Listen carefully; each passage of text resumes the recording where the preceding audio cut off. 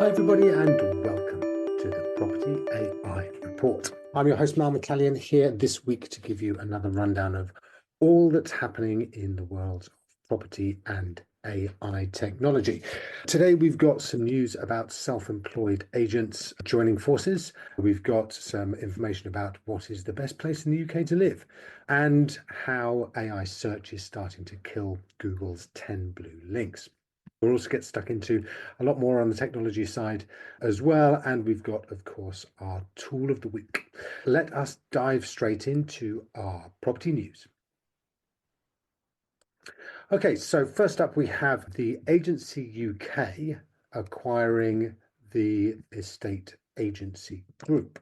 Now, these are two self-employed agent groups, and the first one, the Agency UK, they are confusingly similarly named, and I'm hoping that one of the things that does come out of this merger is that they just pick a name, and then we will be much easier to articulate which is which. So the Agency UK, TAUK, this is backed by the likes of Kenny Bruce. It has a lot of the old Purple Bricks crew involved, and it has acquired, and it's got 120 odd self-employed agents working for it.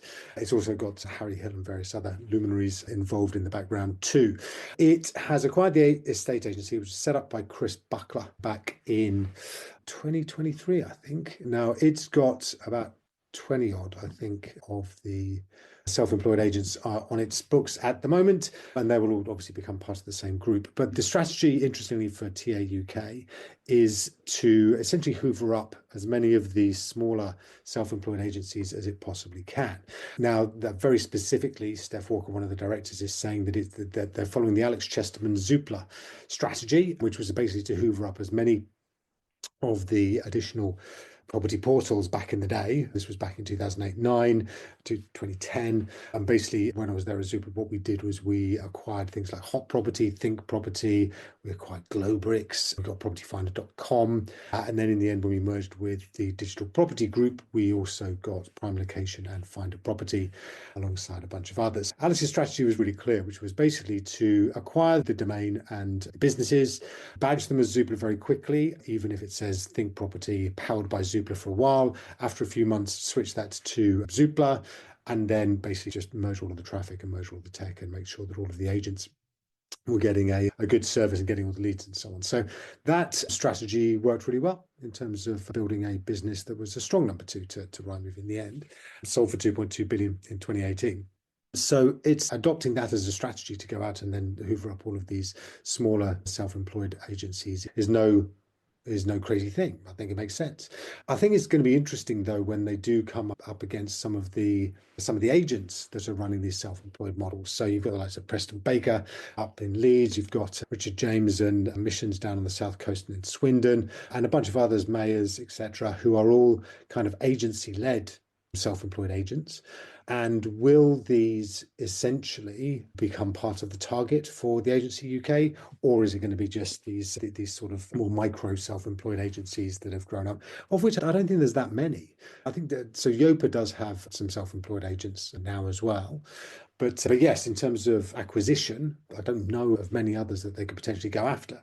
But obviously, by merging these two businesses together, it does create a bit of a center of gravity for others to join. It's some great PR around it as well.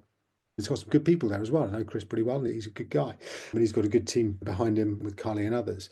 Yes, I think it's an interesting move. Obviously, the big dog is EXP, the elephant run by Adam Day over here, which has got something like, I'm going to say 500, maybe 600 self-employed agencies on its books. And I think the difference there as well is they can actually be their own brand powered by EXP. And there's a lot of stuff coming over from the States, there's a lot of support, there's a lot of tech around it as well. Interestingly, when this deal was done, there was much talk in the PR of only a UK self-employed agency group can really win here. Obviously, attempting to sideline the EXP lot. But yeah, it's going to become, I think, an even bigger presence in the industry. I'm always interested to see how these sort of big changes in the industry play out with some of the incentives. How much does it cost on Rightmove, for example, if you're one of these self-employed agents? Are there discounts being provided?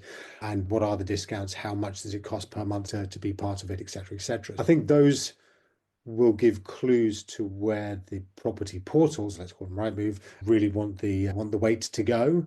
And it's undoubtedly the case that it's in the interests of Rightmove for self-employed or for challenger agents, individual members of staff, rather than setting up their own office on High Street, which makes it quite difficult, I think, for Rightmove to manage it and to have to negotiate with all of these individual independents. It's much easier to encourage them, incentivize them to go into some of these self-employed models, because then they can basically just deal with the head office of the self-employed model.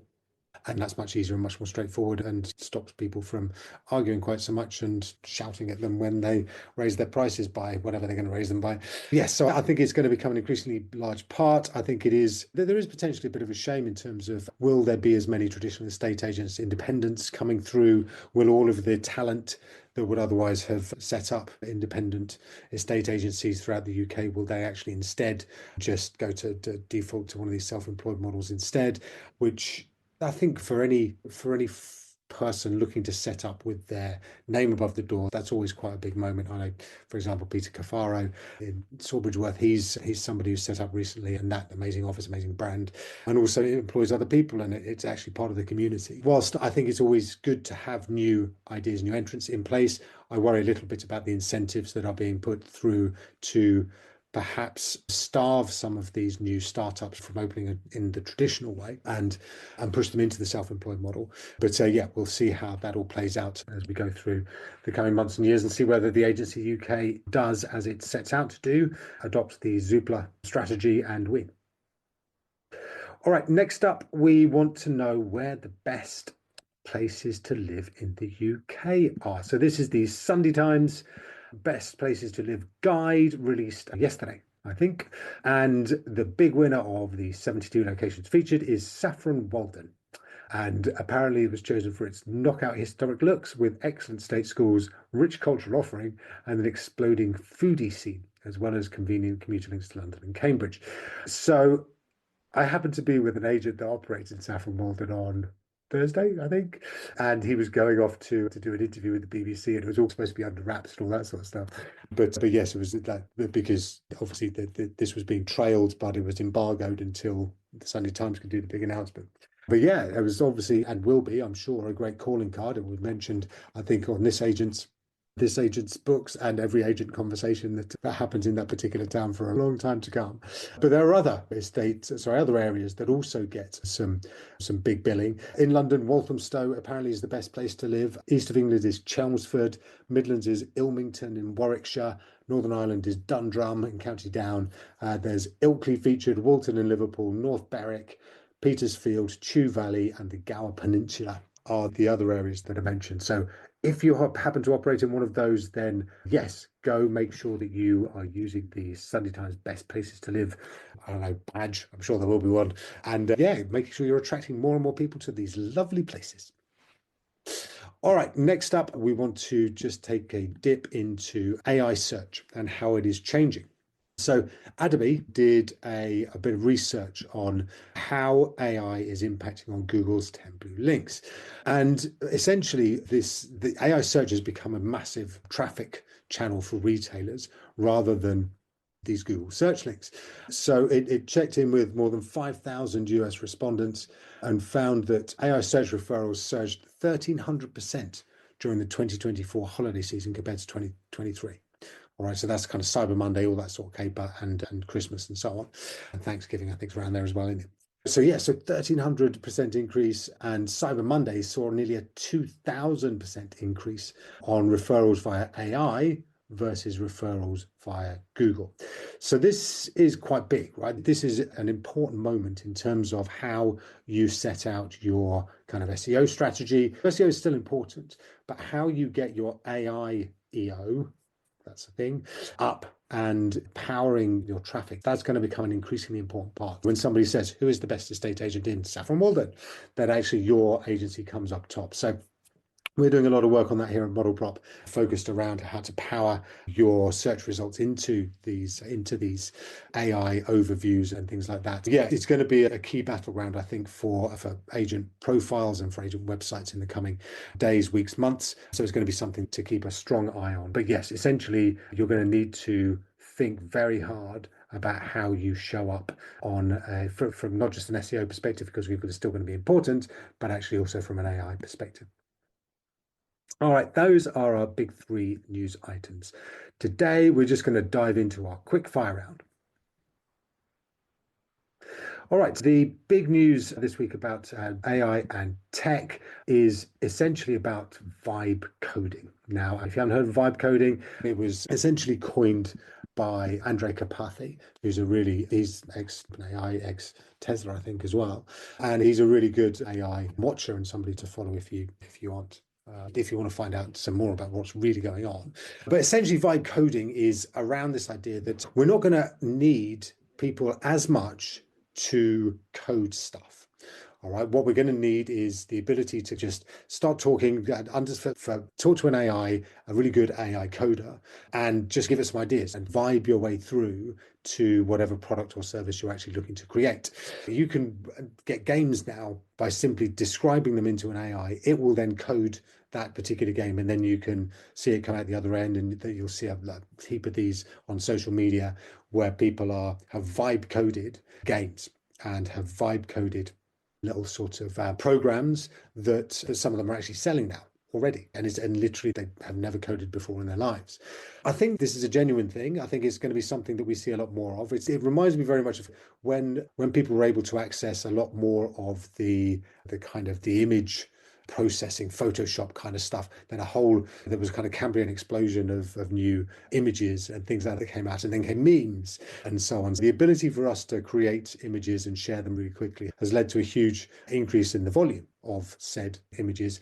Occasionally, some of them are pretty good. There is a lot of rubbish out there as well, obviously. But I think this is just going to mean that there's going to be a lot more creativity, that people who, where coding was a blocker for them being able to realize their ambitions, or for them being able to describe properly what they really wanted to have as a product or service, they can actually just vibe code it up, get it out there. Even if it's just an MVP, a minimum viable product, then they can get somebody to actually code it up properly. And obviously, we talk about, again, this internally in Model Prop a lot, and CTO is very much around that this can help you to build things and create stuff. But I think it's right that actually there are certain things that you're still going to need the old coders for. And much as I am a big champion of AI, I don't think we're there yet where essentially AI can do everything. If you want to actually build a proper product and service and get it out into the world as we do, then you're going to need some really solid engineering support from a human for now. But certainly going forwards, if you wanted to create that particular game, or you wanted to see how a certain thing looks online, then you can get some really good AI coders. Claude Sonnet 3.7 is probably the best right now, but also Grok is supposed to be pretty good, Grok 3. And you'll be able to see your dreams come alive in online spaces and technology spaces just by talking. All right, next up, we want to talk about a Chinese EV maker. So that's electronic vehicle maker, BYD. Okay, so this is a Chinese firm that sells vehicles all over the world now. And it reckons that it has now got a fast charging system for its electronic vehicles that only takes 5 minutes. All right. So essentially, if you go to BYD and you go to one of their stations, then it says that it will be as quick as a petrol car. All right. So as quick as it takes you to fill up your petrol or diesel car, it will be able to charge your electronic vehicle, and it will be able to go for 250 miles off the back of it. Exciting, huh? I think one of the things that's going to hold this back, as it does with everything, is the infrastructure. How do you get these fast chargers out into the world? How do you compete with the amount of petrol stations that we've got out there? Can you just plonk one into every single one of them? And also, it's a Chinese car. Where's all the microphones that are kind of inside them? I'm honestly just sharing conspiracy theories and don't really believe they've got microphones. All of them, they've got microphones in them. No, they don't. But yeah, it is still a technology that I'm sure will actually be replicated with other car makers. Tesla's superchargers, I think, takes something like 20 minutes to get that full charge. So this is significantly faster than them. But yes, I'm sure that now this technology has been realized and is apparently actually getting out there into the world, in China particularly, then I'm sure it won't be long until we see similar technology over here, which I think is going to be very welcome, particularly for those who get range anxiety with their electric vehicles and worry that actually they're going to run out of charge, and then they don't have the extra half an hour to actually charge the damn thing up because they're late for a meeting, etc. So I think this is going to be good, right? This is going to be more technology solving genuine problems.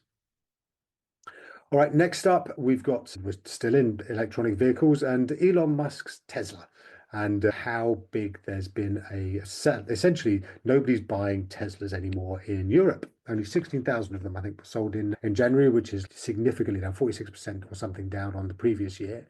And people are blaming the fact that he is so closely involved with the Trump administration, with this DOGE, the Department of Government Efficiency, which essentially is making most of the American civil service essentially redundant, and seeing what happens. Just they're just breaking everything and then seeing what falls over and then trying to plug bits and pieces back in again.